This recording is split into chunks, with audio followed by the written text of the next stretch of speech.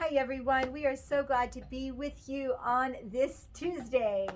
We are called by God to serve God and His good purposes of love and justice.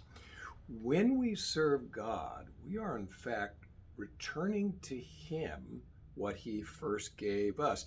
1 Corinthians 4:7 says, "What do you have that you did not first receive?" So when we apply our time, our energy, our talents, and abilities to fulfill God's good purposes in this world, we're just returning to Him what He first gave us.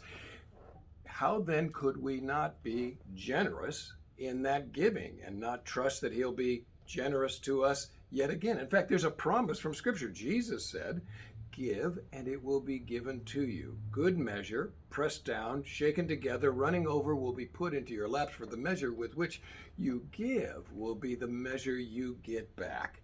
And certainly those of us who serve the Lord know there's a kind of joy and meaning and soul satisfaction and peace when we serve Him in His good purposes. And when we do that, we don't do it to get that in return. We're doing it to be faithfully following God and what He wants us to do. And then I find that it takes me by surprise. The gifts of the giving, or the joy that you get back out of it.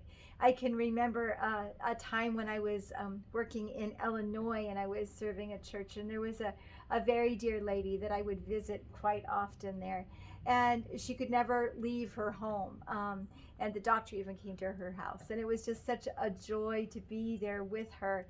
And I felt blessed by being in her presence. And what I didn't realize at the time was that gift of time that I gave her was the only person that had been giving her time outside of all of that. And she felt like she had this incredible gift from God, and I was giving a little bit of time, and it went full blown for her. And that's how God gave it, and it touched my heart too. So we gave it, it multiplied, we both were blessed, but it was way beyond measure for what I did in my humanness.